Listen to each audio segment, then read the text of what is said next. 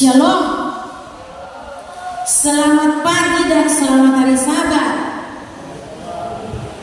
Tentunya saudara-saudara kita bersyukur kepada Tuhan karena di sepanjang minggu Tuhan telah menjaga kita semua dalam pekerjaan, dalam perjalanan, di rumah, di mana saja kita ada, dan sepanjang hari pertama sampai hari ke-6 dan pada hari yang ke-7, hari Sabat Tuhan yang suci ini, kita boleh berkumpul bersama-sama di rumah Tuhan ini untuk menyembah Tuhan di hari Sabat. Nah, biasanya di gereja kita setiap pagi itu pada hari Sabat akan dimulaikan dengan acara keluarga. Biasanya di pertama ataukah di pertengahan ibadah. Namun pada acara KKR kali ini kita akan mulai pada awal acara kebaktian. Baiklah, sebelum saya dan suami saya membawakan acara keluarga pada pagi Sabat ini, mari kita mengundang Roh Kudus menempati hati kita masing-masing sebelum kita mendoakan.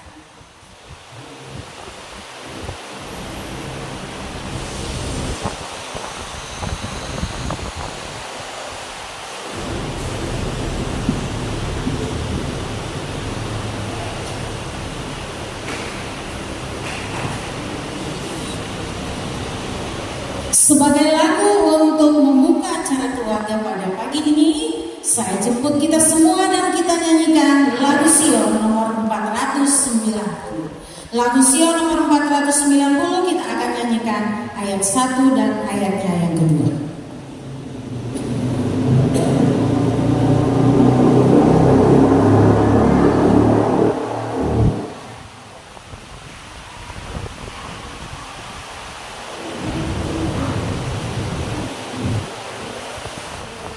Kita tunggu sebentar.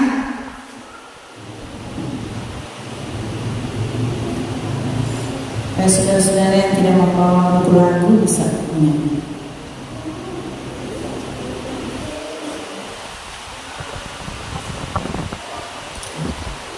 Oke, kita mulai saja.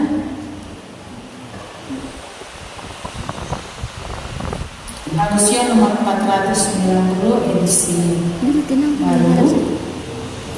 Betapa bahagianya. 1, 2, 3. Betapa bahagianya di rumah tangga. Dia ada kasihnya di rumah tangga. Damai dan kelimpahan, sini sana senyuman, senang sama rasakan di rumah tangga. Kasihnya di rumah, senang sama rasakan di rumah tangga. Betapa manis ceria, betapa manis ceria di rumah tangga. Bila saya sekata di rumah tangga. Di sini sana memberi hati pun lega, berkatnya tak terkira di rumah tangga. Kasihnya di rumah, senang sama rasakan di rumah tangga. Mari kita satu di dalam doa. Ya Tuhan, Allah Maha Kuasa Maha Besar yang bertahta dalam kemuliaan kerajaan surga. Betapalah kami manusia yang berdosa ini patut mengucapkan syukur terima kasih untuk sepanjang minggu dalam kehidupan kami. Tuhan telah memberikan bagi kami kesempatan hidup, kesempatan untuk bekerja, kesempatan untuk melakukan semua kegiatan kami. Dan Tuhan ajarkan kepada kami untuk datang menyembah Tuhan di hari Sabat yang suci dan kudus ini. Tolonglah kami ya Tuhan untuk tetap setia kepada Tuhan. Dan pagi ini kami mulai dengan acara keluarga. Kiranya Roh Kudus-Mu akan menempati hati dan pikiran kami. Baik pun kami keluarga yang membawakan, bahkan semua umat-umat Tuhan, bahkan sahabat-sahabat rohani saat ini yang mendengarkan. Semuanya oleh karena Tuhan saja. Dan menjadi pelajaran bagi kehidupan keluarga kami dan anak-anak kami. Terima kasih Tuhan, inilah doa kami. Berkati juga saudara-saudara kami yang lain yang mungkin masih ada di dalam perjalanan menuju ke tempat ini. Tuhan akan tuntun dan menyertai mereka hingga mereka boleh tiba dengan selamat. Terima kasih ya Tuhan, inilah doa kami. Ampuni salah dosa kami, di dalam nama Yesus kami sudah berdoa dan mengucap syukur. Amin. Silakan duduk.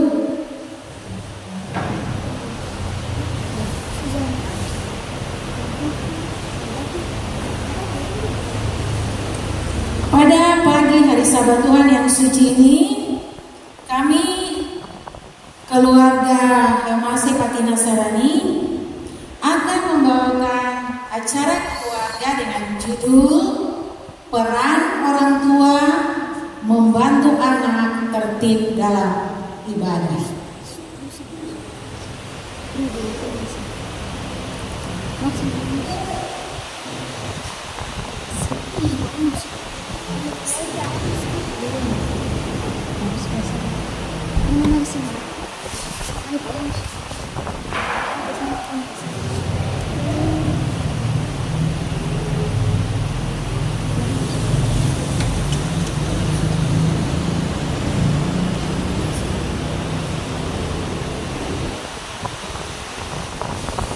Peran orang tua membantu anak tertib dalam ibadah. Nah, saudara-saudara sekalian, umat-umat Tuhan, nah biasanya kalau kita datang ke gereja tentunya kita juga membawa anak-anak kita. Tentunya kita membawa anak-anak kita ke gereja. Dan anak-anak itu biasanya ketika mereka datang di gereja, mereka akan apalagi kalau mereka memiliki teman-teman dan mereka akan berbicara. Kadang ada yang kecil belum mengerti, mereka akan menangis dan lain-lain sebagainya. Kita lihat sekarang saya mau berikan kesepakatan. Kita semua pagi ini kita sepakat bahwa kita semua orang tua itu punya harapan seperti ini. Kita lihat di layar. Semua orang berharap supaya anak-anak di tempat ibadah itu mampu. Pertama, tenang, diam, tertib. Jadi anak-anak yang hadir pagi ini duduk diam, tenang, tertib. Yang masih jalan-jalan di luar anak-anak harap untuk masuk ke dalam.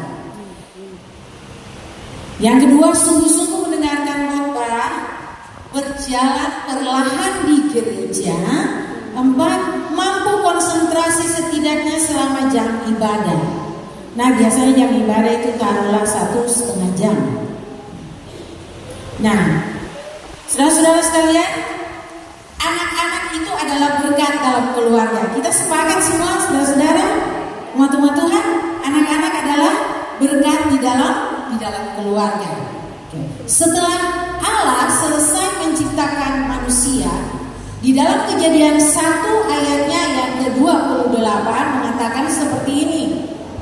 Allah memberkati mereka, lalu Allah berfirman kepada mereka, beranak cuculah dan bertambah banyaklah. Ya. Jadi anak-anak ini juga siapa yang menciptakan? Adalah Tuhan yang menciptakan. Jadi kita sepakat semua dalam keluarga bahwa anak-anak adalah berkat di dalam rumah tangga. Kemudian setelah kita memiliki anak-anak dalam keluarga, kita harus sepakat bahwa orang tua masing-masinglah yang paling bertanggung jawab terhadap ketertiban anaknya. Saya mau tanya, mau setuju dengan saya kan? Bapak Ibu, betul? Orang tua yang bertanggung jawab? Atau kalau kita suka sekolah orang, guru yang bertanggung jawab. Guru bertanggung jawab pada jam sekolah saja. Setelah itu secara keseluruhan adalah kita orang tua. Baik. Di dalam buku Rumah Tangga Advent halaman 203, anak-anak diserahkan kepada ibu bapaknya sebagai suatu amanah yang indah, yang pada suatu hari kelak akan dituntut oleh Allah. Ingat saudara-saudara, kita punya anak-anak tapi dikatakan bahwa suatu hari ketika Tuhan datang, Tuhan akan tanya kepada kita ibu bapak, di manakah anak-anakmu? Tanggung jawab perilaku anak di tempat ibadah adalah tanggung jawab orang tua. Bukan tanggung jawab diakon dan diakones. Bukan tanggung jawab orang lain. Tanggung jawab adalah orang tua. Mari kita dengar selanjutnya. Oke, kita terus pelajaran pagi ini. Anak-anak adalah peniru ulun, ya. Kalau kita sering lihat di TikTok itu ada dia punya bapak bikin apa, dia itu bawa bikin apa, itu sifat daripada anak-anak yang bisa dibilang peniru ulun. Sebelum menganggap anak-anak sebagai sumber masalah, sebaiknya orang tua atau orang dewasa yang ada di sekitar ini introspeksi diri dulu, ya. Apakah mereka ini bisa berlaku supaya anak-anak ini meniru mereka dalam keadaan apapun, entah itu berbicara, entah pergerakan ataupun apa saja yang orang dewasa atau orang tua ini lakukan. Harus pastikan bahwa anak-anak ini akan meniru apa yang mereka buat, ya. Jadi orang dewasa sering mempertontonkan kebiasaan yang tidak baik, ya. Itu adalah apa di dalam seperti ini dalam acara kebaktian. Sering anak-anak berisik, ya. Kalau anak-anak mungkin kalau duduk sama orang tua sendiri mungkin tidak berisik, tapi kalau sudah berkumpul yang paling kecil 2 orang saja sudah berisik, ganggu korek-korek satu dengan lain. Terus ketawa, ya, suka ketawa, rasa geli sedikit, rasa lucu sedikit, langsung ketawa. Terus mengutak-atik handphone, ya. Ini anak-anak yang sudah dibiasakan orang tua ataupun yang sudah dikasih sama orang tua handphone. Di gereja juga mereka bisa main. Tidak seperti orang tua yang mungkin main yang lebih canggih, tapi anak-anak sudah belajar utak-atik handphone. Terus kalau ini bila bergosip ini, apakah anak-anak? Tidak. Jadi tadi ya, kalau supaya anak-anak meniru apa yang dilakukan orang besar, orang dewasa, sering juga yang dilakukan orang dewasa adalah bergosip. Ya, kadang-kadang kalau yang penting untuk disampaikan yang tidak perlu didengar orang lain, mereka bisa keluar dari dalam ruangan gereja atau ruangan ibadah, ya, untuk bergosip. Kita lihat malam-malam KKR pun kalau kita perhatikan begitu. Sekelompok sini ada begitu banyak di luar sana, bukan mereka berbagian penerima tamu tapi kumpul di sana. Pastilah kita tidak tuduh, tapi pasti pembicaraan di luar daripada ibadah itu mereka lakukan.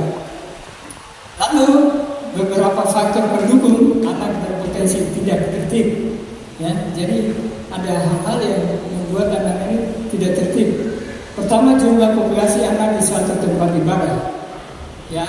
Kalau kemarin kita dapat itu bahwa di bagian anak-anak di KKR kebanyakan terlalu banyak sih. Mereka main ribut, ibu-ibu guru sekolah sahabat anak-anak sampai kewalahan, ya.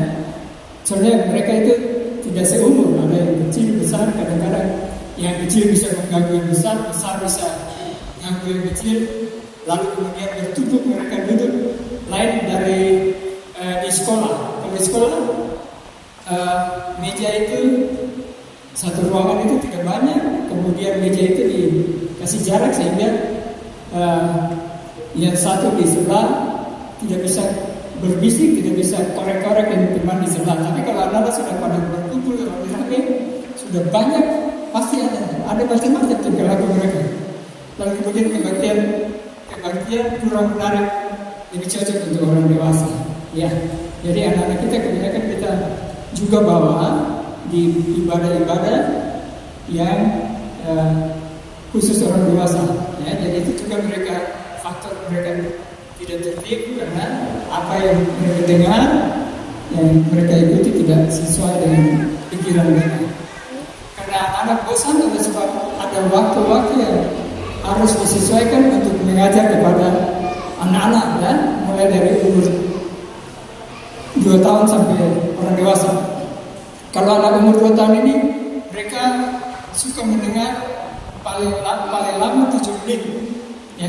Apalagi kalau cuma cerita 7 menit saja sudah mereka sudah mulai kores sana kores ini. Kemudian yang umur 3 tahun durasi untuk mereka tertib dia untuk mendengar adalah 9 menit.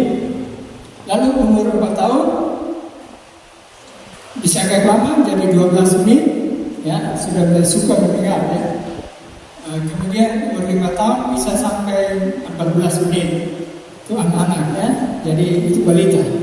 Kemudian kalau lebih daripada itu berarti anak-anak yang sudah mengerti apa itu pengajaran, apa itu ibadah, apa itu tertib, sampai kepada orang dewasa itu bisa sampai 30 menit, ya.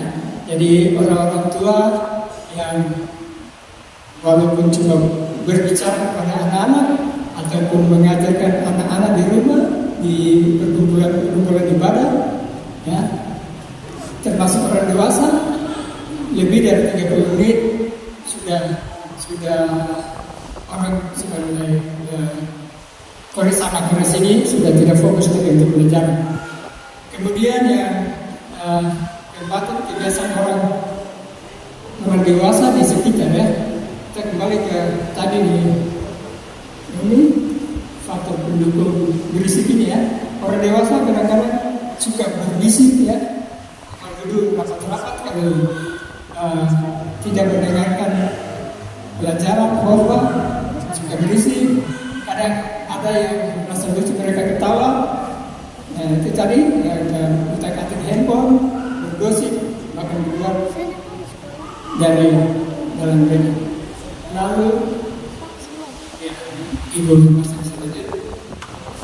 Kemudian yang kelima adalah kepedulian orang tua. Kadang-kadang kita punya anak-anak, kita pikir biasa-biasa saja kalau dalam acara kebaktian tidak apa-apa.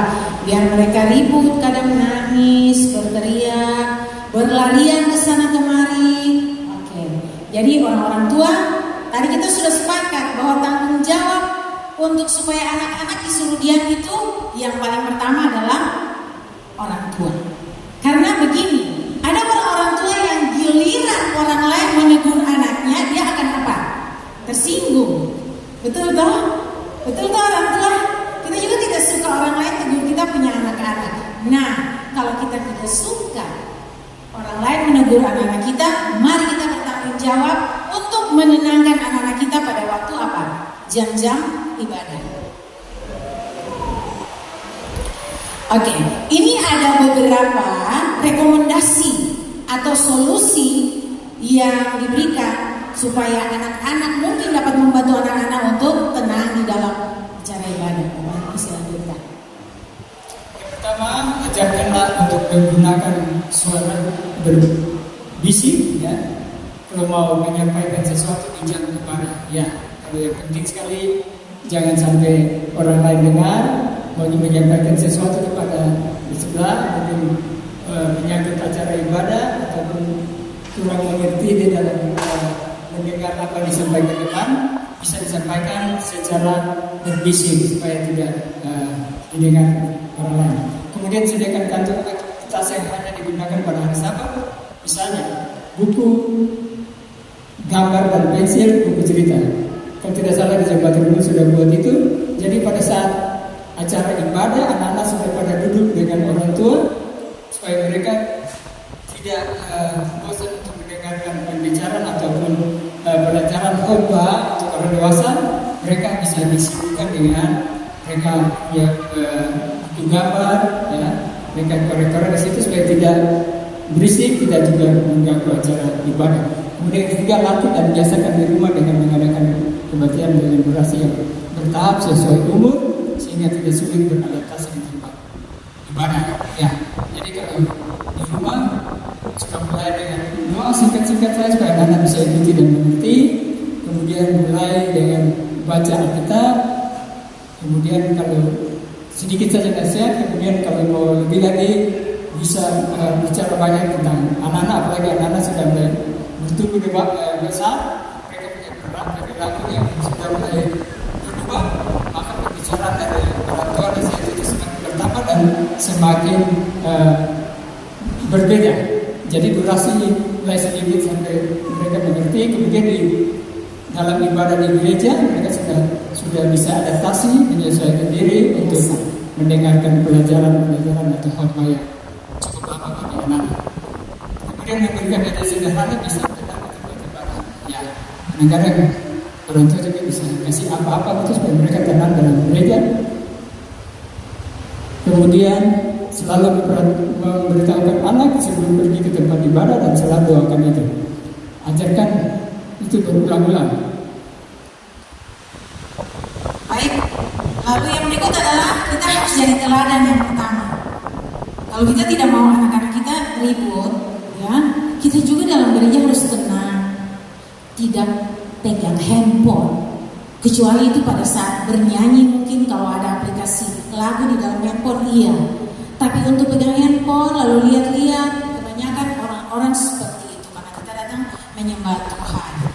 Ya, jadi kita jadi teladan kepada anak-anak. Sebelum kita menegur anak-anak, kita sendiri harus menjadi contoh. Nah, bagaimana kalau anak-anak sudah berisik, menangis dan lain-lain? Kita bawa dok keluar. Kita boleh bawa orang keluar supaya tidak mengganggu akan kita menghormati acara yang sedang berlangsung. Nah, Bapak Ibu sekalian sampai di luar, mereka harus ditenangkan. Bukan sampai di luar, ya sudah main di luar, sudah lari-lari sana kemari. Tidak. Mereka harus diajar tenang. Walaupun mereka duduk di luar sampai mereka diam baru dibawa masuk. Iya. Mengapa? Ketika saudara-saudara kasih keluar anak-anak di luar, supaya dong diam, terus kasih dorang lari ke sana kemari juga di luar, maka mereka akan punya modus. Bapak Ibu tahu modus? Dong pura-pura menangis ribut di gereja supaya dong mau apa? Dong mau keluar. Itu yang tadi Bapak yang masih katakan. Dari rumah sudah aja. Kalau jam berdoa, oke duduk diam. Jadi kita jam berdoa lama-lama kalau kita punya anak-anak kecil. Kita durasinya 5 menit, lalu naik lagi 10 menit, naik 15 menit, 20 menit, sampai mereka terbiasa. Dan itu akan terbawa terus sampai di tempat ibadah. Tidak perlu juga. Nah, sekarang pelajaran untuk kita yang lain. Ketika anak ribut, kita juga tidak perlu apa. Itu biasanya spontan, kita langsung balik muka kiri, balik muka kanan, lihat kemana di tempat yang ribut. Jadi sekarang pelajaran ini menegur kita tidak perlu lihat. Itu adalah anak-anak biasa. Sebab kalau semua mata melihat, berarti acara yang di depan kita tidak konsentrasi. Bisa-bisa saja yang membawa acara dia akan tersinggung. Jadi biarkanlah orang tua bertanggung jawab untuk apa? Untuk menenangkan anak-anak mereka. Kalau bisa orang tua duduk dengan anak, tapi biasanya anak-anak itu orang bilang, mama duduk di sana, duduk jangan jauh-jauh. Dan pastikan bahwa anak Anda tahu bahwa mereka itu dipantau oleh orang tua. Ketika mereka lihat, oh mama dan papa lagi asik bercerita atau lihat handphone atau apapun itu, oh itulah kesempatan untuk mereka itu. Tetapi kalau mereka tahu bahwa kita antara memantau mereka anak-anak, maka mereka akan apa? Akan menenangkan diri mereka sendiri. Oke, kita akan tiba pada kesimpulan. Oke, baik ya. Jadi kita sudah tahu bahwa tanggung jawab untuk anak-anak ini adalah orang tua itu sendiri ya, orang dewasa. Di rumah ataupun di dalam acara-acara ibadah, orang dewasa lah yang punya tanggung jawab dan punya peran untuk menertibkan anak-anak ini untuk ada dalam keadaan tenang. Kita senang ya kalau lihat anak-anak itu duduk manis, dengar. Kalau tidak dengar pun tapi diam, ya itu sudah bagus untuk ketenangan di dalam acara-acara ibadah. Dan orang tua ada nasihat di dalam Ulangan 6 ayat 6 dan 7. Itu Ulangan pasal 6 ayat 6 dan 7. Ulangan 6 ayat 6 dan 7. Apa yang kuperintahkan kepadamu pada hari ini haruslah engkau perhatikan. Haruslah engkau mengajarkannya berulang-ulang kepada anakmu dan membicarakannya apabila engkau duduk di rumahmu, apabila engkau sedang dalam perjalanan, apabila engkau berbaring, apabila engkau bangun. Ya, itu jadi suatu nasihat, ayat yang sangat baik untuk keluarga, orang tua dan juga anak-anak dapat mengerti. Jadi kalau masalah yang terjadi oleh sebab anak-anak berisik tidak tertib, ya kita bisa lihat bahwa semua itu harus terjadi. Ya, tetapi kalau kita mengatasi dengan hal-hal yang kita sudah dengar tadi, maka di sini dibilang berisik adalah berkat. Ya. Jadi mereka berisik tapi tertib. Ya. Ada berisik yang tidak tertib. Ya, tidak sejalan dengan acara yang mereka ikuti. Kemudian itu tidak akan menjadi beban, ya, bukan sebuah beban untuk orang tua. Ya, orang anak-anak berisik dalam ketertiban itu suatu hal yang jadi berkat, bukan menjadi beban bagi kita orang tua bahkan jemaat yang selalu peduli dengan ketertiban acara-acara ibadah di mana kita di sana kita mendengarkan firman Tuhan dan kita memuji Tuhan, sehingga ketertiban ini perlu di dalam suatu ibadah. Tuhan memberkati kita semua. Kami bawa dalam nama Yesus. Amin.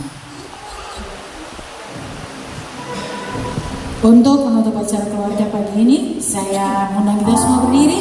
Kita lakukan lagu nomor 490 ayatnya yang ketiga.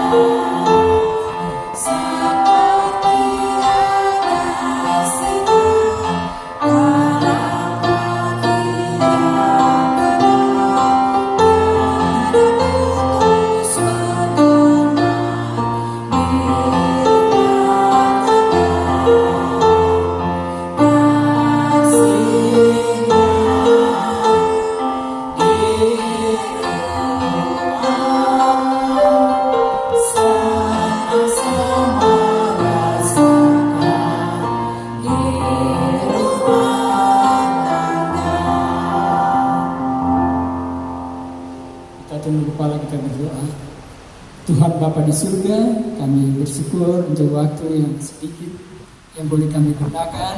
Kami belajar nasihat bagaimana ibadah yang berkenan kepada Tuhan dengan keadaan yang tertib, dan itu menjadi pelajaran bagi orang tua, orang dewasa, dan juga anak-anak yang kami bawa di dalam perbaktian untuk menyembah Tuhan.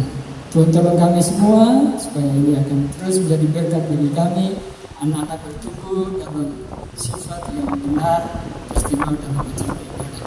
Tuhan memberkati acara selanjutnya di acara sekolah sahabat sampai khotbah, bahkan sepanjang hari Sabat. Di dalam nama Yesus kami berdoa. Amin.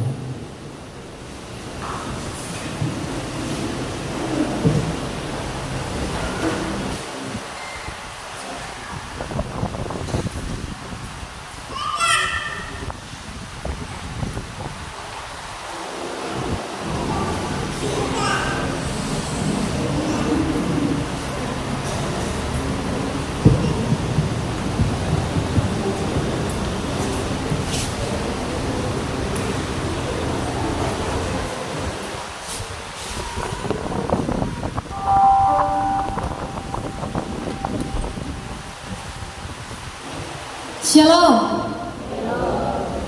Selamat pagi. Selamat hari Sabat. Selamat hari Sabat. Sebelum kita memulai kita punya acara Sekolah Sahabat, kita semua bangkit berdiri. Sebagai lagu buka, kita buka dalam lagu Sion nomor 100, marilah bersukacita.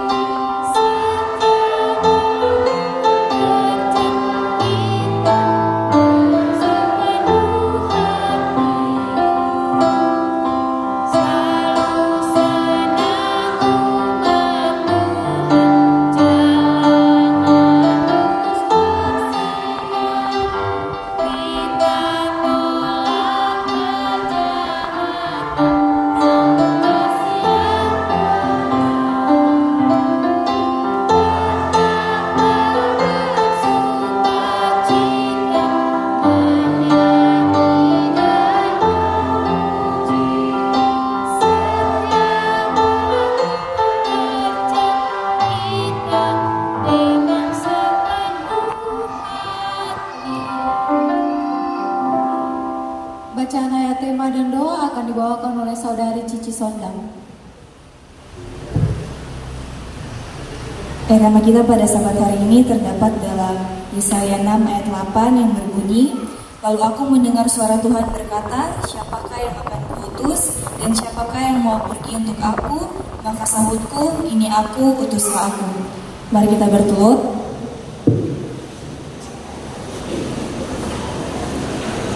Marilah dalam doa. Ya Tuhan, Allah Bapa kami yang bertata yang di dalam surga, terima kasih Tuhan atas berkat dan terima kasih-Mu kepada kami semua pada saat ini. Ya Tuhan, kami ucap syukur karena Engkau bersedia kami sepanjang malam kami tidur daripada pagi hari ini, dan terima kasih juga Engkau telah diam kami dari rumah kami masing-masing hingga sampai di gereja dengan selamat tanpa kekurangan juga apapun. Ya Tuhan, pada saat ini kami akan memulaikan acara diskusi sekolah sahabat kami, kiranya Tuhan sertai hingga berakhir yang selamat tanpa kekurangan apapun. Berkati umat-umat Tuhan yang mungkin masih dalam perjalanan, kiranya Tuhan sertai mereka hingga sampai di tempat ini.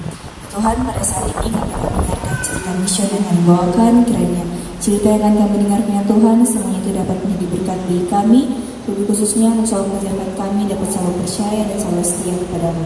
Ini saja doa dan permohonan kami, sempurnakanlah yang kurang, dalam nama Tuhan Yesus kami telah berdoa.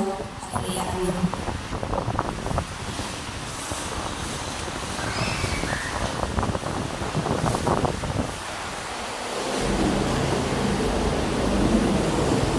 Kita akan mendengarkan cerita mission yang akan dibawakan oleh Saudari Nia Sinuraya.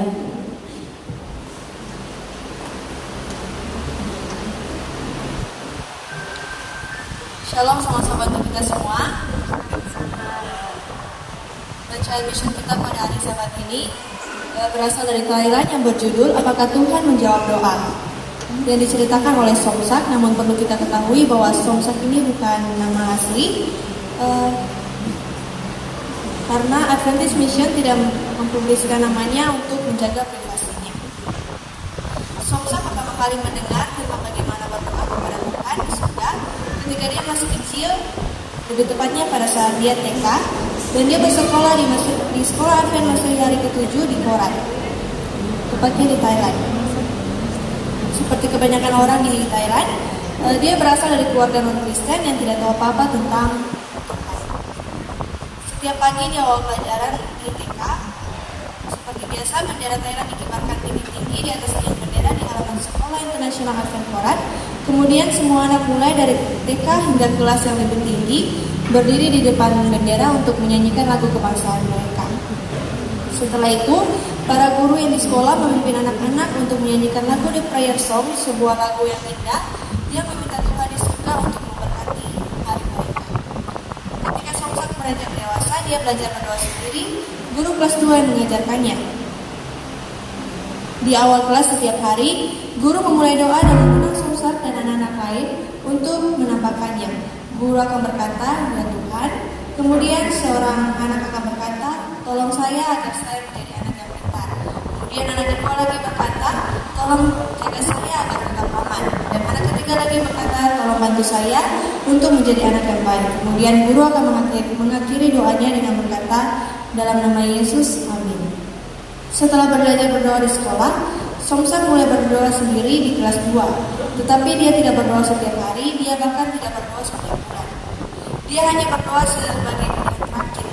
Biasanya dia merasa dirinya pintar, biasanya dia merasa aman, tetapi terkadang dia merasa khawatir, dia tidak pintar atau tidak aman. Lalu dia berdoa, "Ya Tuhan, tolong jadikan saya anak yang pintar, tolong jagalah saya agar tetap aman dalam nama Yesus, amin." Somsak juga berdoa sendiri sebagai pilihan terakhir di kelas 3 dan kelas 4. Setelah itu dia berdoa di kelas 5, 6, 7, 8, dan 9. Saat ini umur Somsak adalah 16 tahun. Dan dia menjadi anak yang kuat di kelas 10. Dia mungkin tidak berdoa setiap hari, tetapi dia telah berdoa selama bertahun-tahun.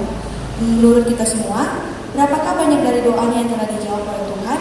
Mungkin 100, 50, atau 10, atau 15. Tapi jika kita bertanya kepada Somsak sendiri akan menjawab 0 atau nihil. Saya belum merasa bahwa Tuhan telah menjawab doa-doa saya. Saya lebih percaya pada diri saya sendiri. Somsak mungkin tidak berdoa setiap hari, dia mungkin hanya berdoa sebagai pilihan terakhir. Tetapi apakah mungkin Tuhan belum menjawab satupun dari doanya? Bagaimana menurut kita jika kita berkata bahwa Allah pasti menjawab setidaknya satu dari doa-doanya? Mungkin kita benar.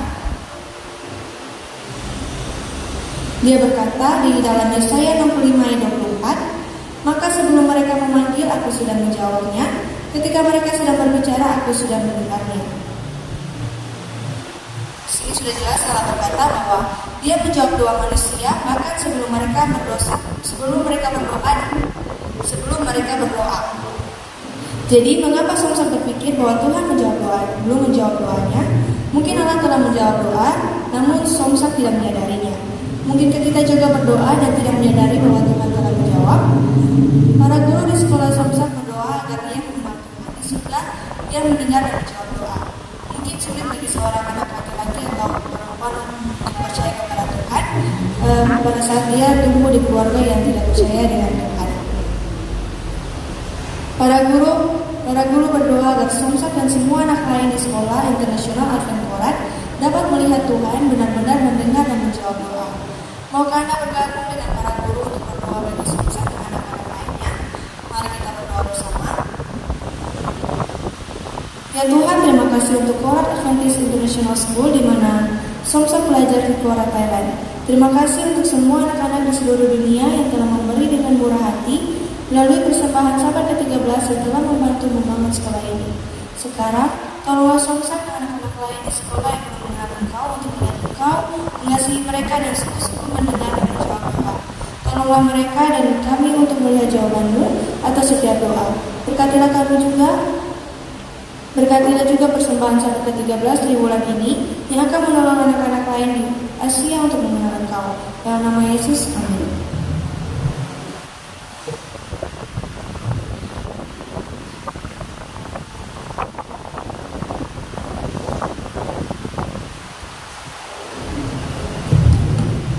Kita semua sepakat mengucapkan terima kasih kepada saudari Nia Sinura yang telah membawakan cerita mision.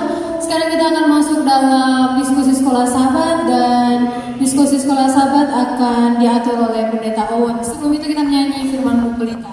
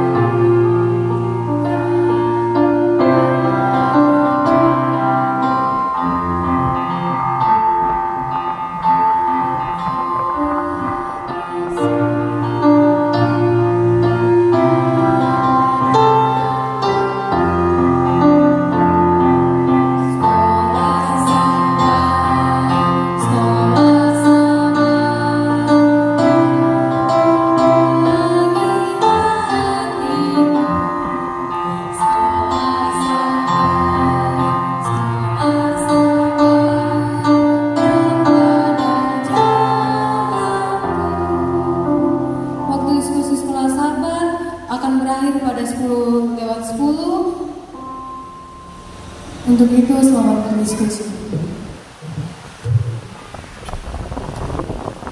Baik, selamat sahabat untuk teman-teman Tuhan. Saat ini kita masuk dalam diskusi sekolah sahabat. Di Jemaat Remu ini ada 4 kelompok, dan teman-teman Tuhan dari Jemaat